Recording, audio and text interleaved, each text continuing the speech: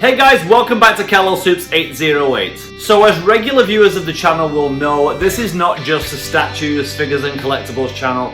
We're pretty heavily Superman focused and centric, right? We love Superman on this channel, hence the name of the channel.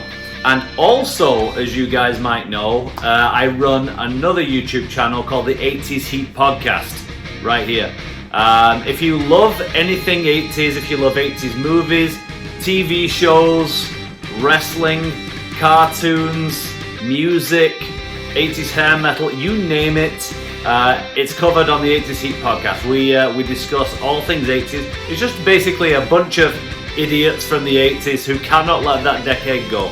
So if you like that kind of stuff, tune into the 80s Heat Podcast. So what I'm about to show you is a little clip from one of the episodes of the 80s Heat Podcast. When I actually went back to my home country, England, and spoke to my nephew, Luke, who is also a massive Superman fan, and we discussed who is the best Superman of all time and why. So without further ado, enjoy. Among the things we have to discuss, Luke's a big Superman fan, as you can tell up here. And he's got a whole bunch of collectibles around his room here. He's a huge Superman fan, just like me, hence the t-shirt. And so one of our main topics will be, who is the greatest Superman and why is it Christopher Reeve? We'll discuss what your favourite Superman is and mine, and then we'll see if we agree. Right, so Superman. We're going to talk about who is the greatest Superman and why.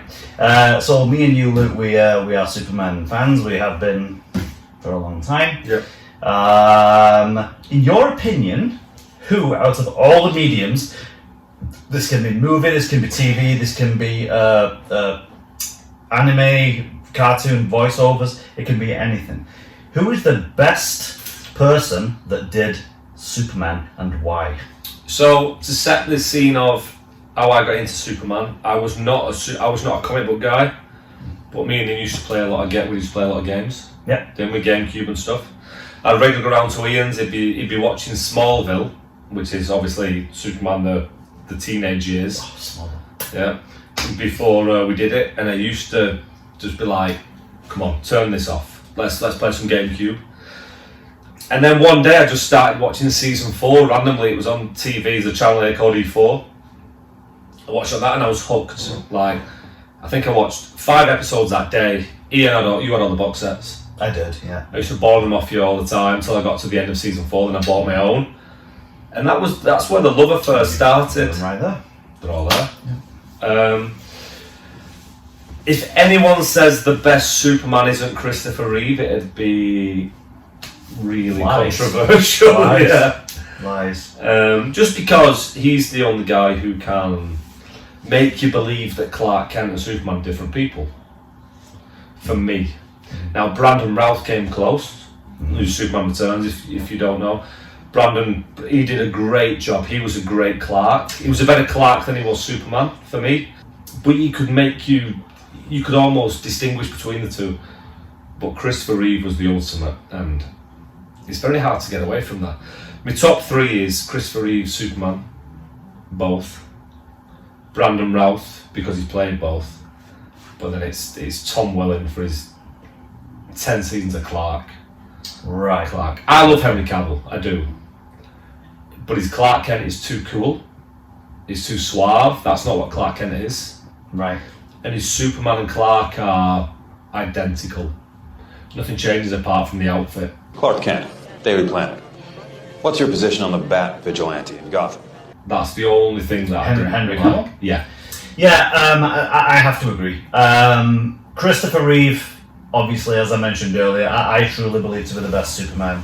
That's the Superman I grew up with in the early 80s, right? That's all I had as Superman initially. Comics-wise, I didn't really get into the comics until like way later on. And that actually with the Smallville years that I started learning about the comics. But I used to be a Spider-Man comics guy, and Batman. So Christopher Reeve was my Superman growing up. And yeah, like you said, like I've never known, and I've had this discussion with so many people that I've never known anyone do the duality like he does. Like you said with Henry Cavill, and I don't. This is no fault of Henry Cavill's. Like Henry Cavill is a fine actor. I love the guy. He's a great Superman. I don't think he pulled off the duality, and I don't think it's his fault. I think it's how it was directed and wrote. Yeah, it was the writing. Yeah. If he'd have been taught, or not taught, but if he'd have been directed to do the kind of to make, be a bit more bumbling, like hunch a little, push the glasses up every now and again, to have his voice a little bit different, I'm sure he could. I'm absolutely sure he could. That's just not the way he was directed for whatever reason. But for me, my argument has always been, Superman would be the most recognizable being on the planet if that was in the real world. Yeah. He flies around doing all the things he does, like literally all over the world and off-world, and doesn't cover his face. So if he is going to have a human disguise, the Clark Kent persona, that would have to be a marked difference, other than from Superman, than just a bit of a change in hairstyle and a pair of thick rimmed glasses. It has to be a whole persona, and Christopher Reeve absolutely destroyed that role in a good way. He nailed it. Everything about the guy was changed. His voice would go up a few octaves. Well, of course not, Lois. I mean, why would anyone want to make a total stranger look like a fool? He'd be like stumbling over his words. He'd be comical. He'd be comedic. He'd be constantly pushing up his glasses. He'd be dropping things. He'd be bumping into people.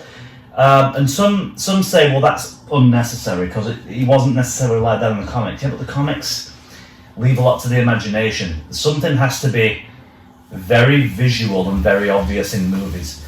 And to convince the people around, like he's got like Lois Lane, who's supposed to be a really good journalist. She never worked out it was Superman. She started to figure things out, put things together in Superman 2 a little bit, but it took a bit of time of getting to know Clark a little bit. Right?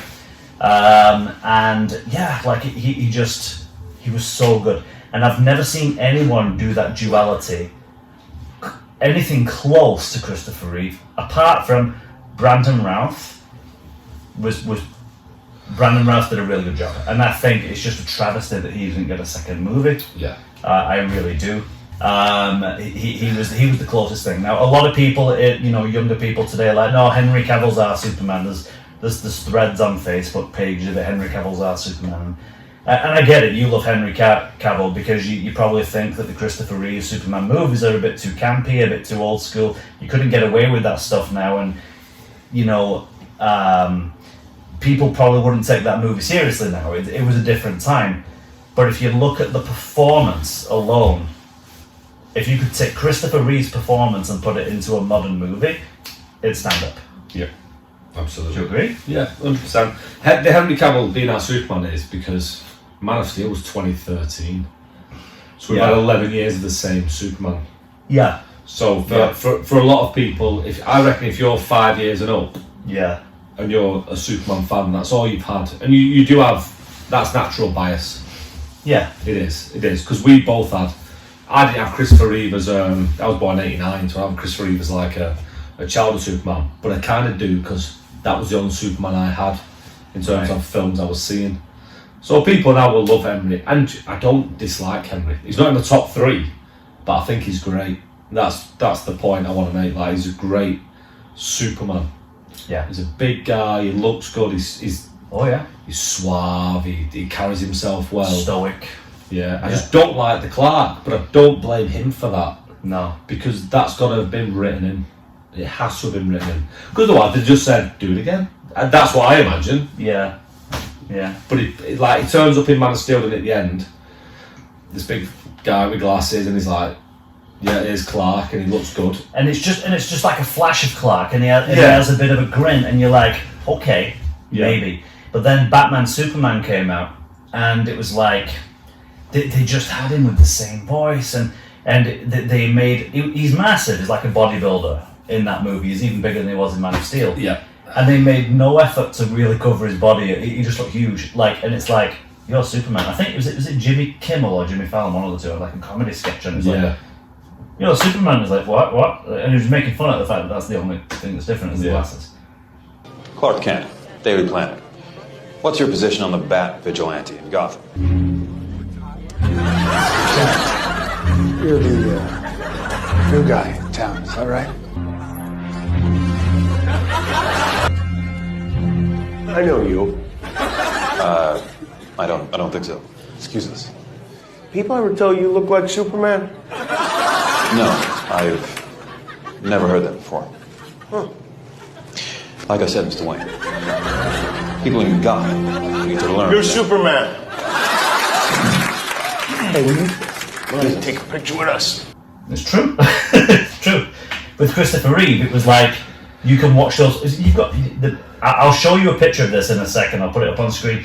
But he's got Luke's got a film cell on the wall, and it's got Christopher Reeve Superman and Clark Kent, and it just looks like two different people. It could be, yeah, absolutely. Like, you could be convinced that was not the same person. Yeah. And you're not even hearing his voice and seeing the mannerisms. Christopher Reeve was just such.